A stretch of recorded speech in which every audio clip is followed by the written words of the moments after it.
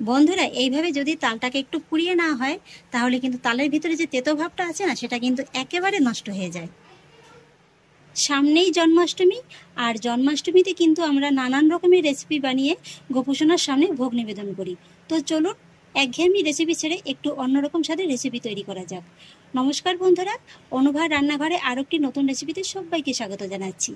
আজকে আমি এই পাকা তাল দিয়ে তৈরি করে দেখাবো একদম নতুন স্বাদের খুবই পরিচিত একটা রেসিপি, যেটা দেখার পরে আপনারা ভাববেন, বাহ, বেশ দারুণ তো, এইভাবেও তৈরি করা যায়। আর এইভাবে একদিন বানিয়ে কিন্তু আপনারা 15 দিন পর্যন্ত বাইরে রেখে সংরক্ষণ করে খেতে পারবেন, একদমই কিন্তু নষ্ট হবে না। আর এই রেসিপিটা খেতে এতটাই সুস্বাদু হয় যে দেখলেই কিন্তু বানিয়ে খেতে ইচ্ছে করবে। আর সেই জন্য দেখুন বন্ধুরা, এখানে আমি নিয়েছি মিডিয়াম সাইজের একটি পাকা তাল। প্রথমেই কিন্তু আমি তালটাকে ভাঙবো না, আপনাদের দেখিয়ে দিচ্ছি যে তালটা আমি ঠিক কিভাবে তৈরি করব।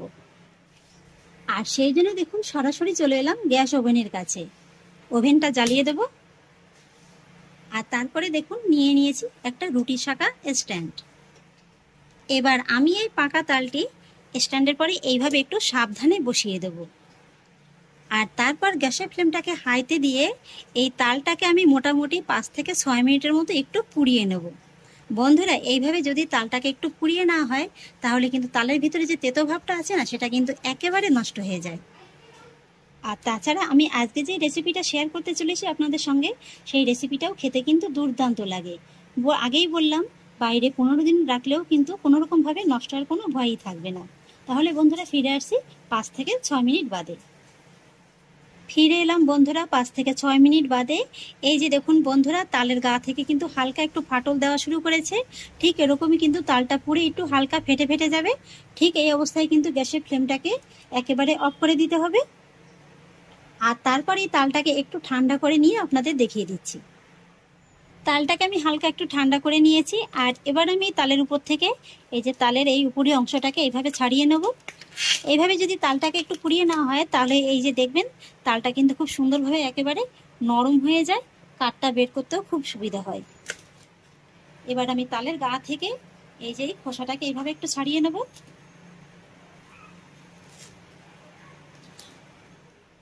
তালের খোসাটাকে আমি খুব সুন্দরভাবে ছাড়িয়ে নিয়েছি, আর ছাড়িয়ে একটি বড় জায়গার ভিতরে নিয়েছি। আর এবার আমি তালের ভিতরে অ্যাড করব সামান্য একটু জল।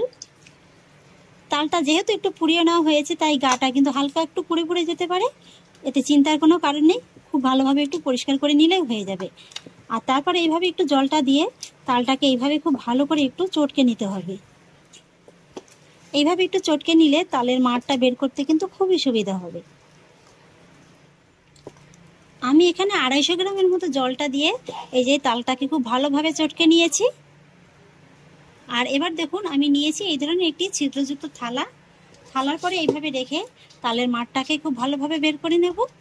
এইভাবে যদি একটু ছিদ্রযুক্ত থালা কিংবা ছিদ্রযুক্ত কোনো নেটের পরে রেখে তালের মাড়টাকে বের করে না হয় তাহলে তালের ভিতরে যতটুকু আঁশ থাকে সেটা কিন্তু খুব সহজে একেবারে আলাদা হয়ে যায়, আর তালের মাড়টাও খুব ভালোভাবে বেরিয়ে যায়।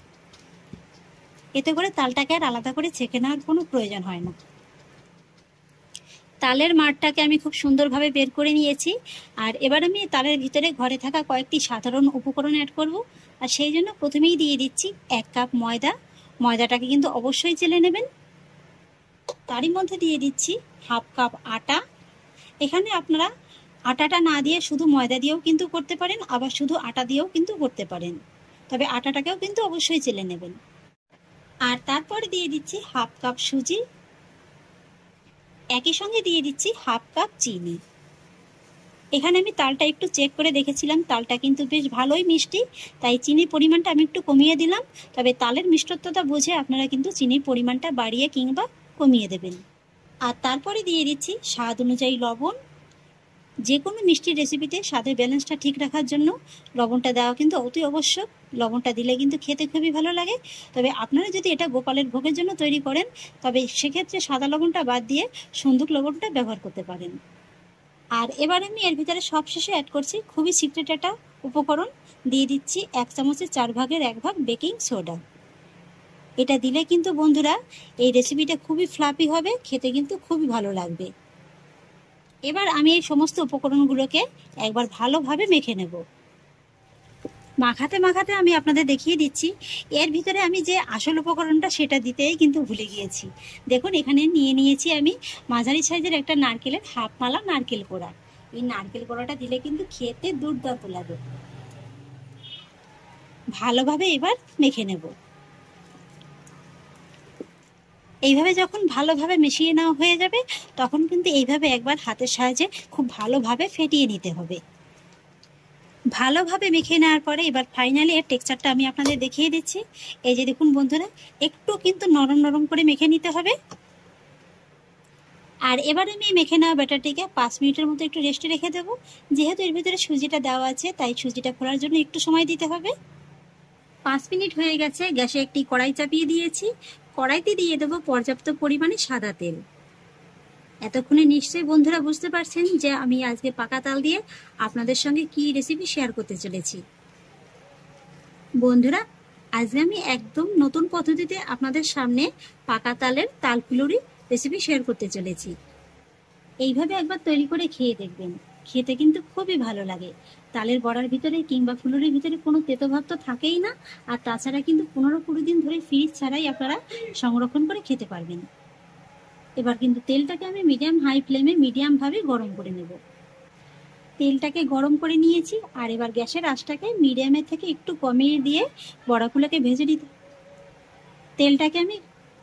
তেলটাকে গরম করে নিয়েছি আর এবার গ্যাসের আঁচটাকে মিডিয়ামের থেকে একটু কমিয়ে দিয়ে ফুলুরিগুলোকে কিন্তু ভেজে নিতে হবে। গ্যাসের আঁচটাকে কিন্তু বন্ধুরা একেবারে কমিয়ে দিয়ে ভাজতে যাবেন না, তাহলে কিন্তু ফুলুরির ভিতরে অতিরিক্ত তেলটা টেনে নেবে আর তাছাড়া ফুলুরিগুলোও কিন্তু শক্ত শক্ত হয়ে যাবে। এইবার দেখুন, এইভাবে আমি হাতে অল্প একটু নিয়ে নিয়েছি। এক এক করে ফুলুরিগুলোকে সব ভেজে নেব।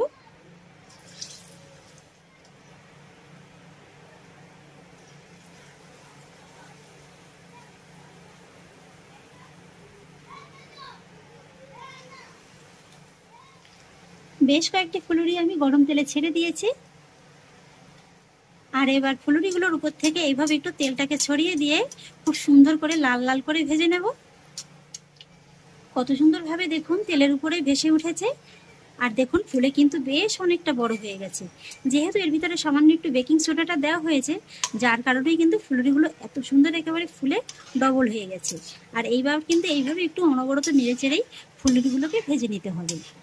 জন্মাষ্টমী মানেই হচ্ছে তালের ফুলুরি, আর তালের ফুলুরি তো একঘেয়েমিভাবে ভেজেই আপনারা গোপালের সামনে ভোগ দেন। তো এইভাবে একবার ভেজে দেখুন, খেতে কিন্তু খুবই ভালো লাগে। এইভাবে কিন্তু অনবরত একেবারে নেড়ে চেড়ে নিতে হবে। তাহলে কি হবে, এই যে ফুলুরিগুলো আছে না, ফুলুরিগুলো কিন্তু সবকটি একেবারে সমানভাবে ভাজা হয়ে যাবে। এই যে দেখুন বন্ধুরা, ফুলুরির গায়ে আমি খুব সুন্দর একটা লালচে রং ধরিয়ে ভেজে নিয়েছি। এবার আমি ফুলুরিগুলোকে গরম তেল থেকে তুলে নেব।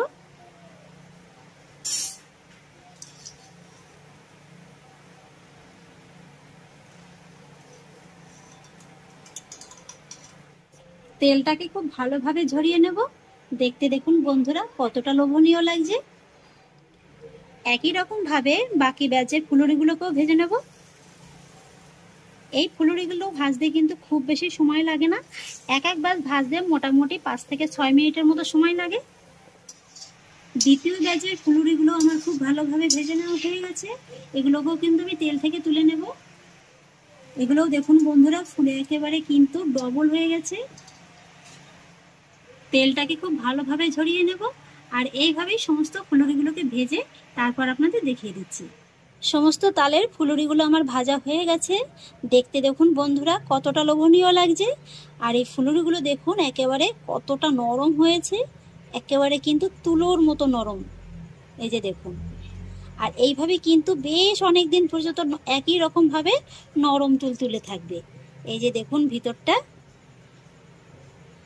কত সুন্দর একেবারে জালিদার হয়েছে। এই যে সামান্য একটু আটা দেওয়া হয়েছে না, যার কারণে কিন্তু এই ফুলুরিগুলো খুব সুন্দর একেবারে নরম তুলতুলে হয়েছে। তাহলে আশা করছি বন্ধুরা একদম নতুন স্বাদের তালের ফুলুরি রেসিপি আপনাদেরও খুব ভালো লেগেছে। এবার জন্মাষ্টমীতে অবশ্যই কিন্তু এইভাবে একবার তালের ফুলুরি বানিয়ে গোপালের ভোগে নিবেদন করবেন। আমার আজকের এই রেসিপিটি যদি আপনাদের একটু হলেও ভালো লেগে থাকে তাহলে আমাকে অবশ্যই একটা লাইক এবং কমেন্ট করবেন, সেই সঙ্গে বন্ধুদের সঙ্গে শেয়ার করবেন। আর প্লিজ বন্ধুরা, যদি আমার পরিবারের নতুন সদস্য হয়ে থাকেন তাহলে একটা সাবস্ক্রাইব করে পাশে থাকা বেল আইকনটি প্রেস করে দেবেন। পারলে আমার ফেসবুক পেজটাও একবার ফলো করে আসবেন।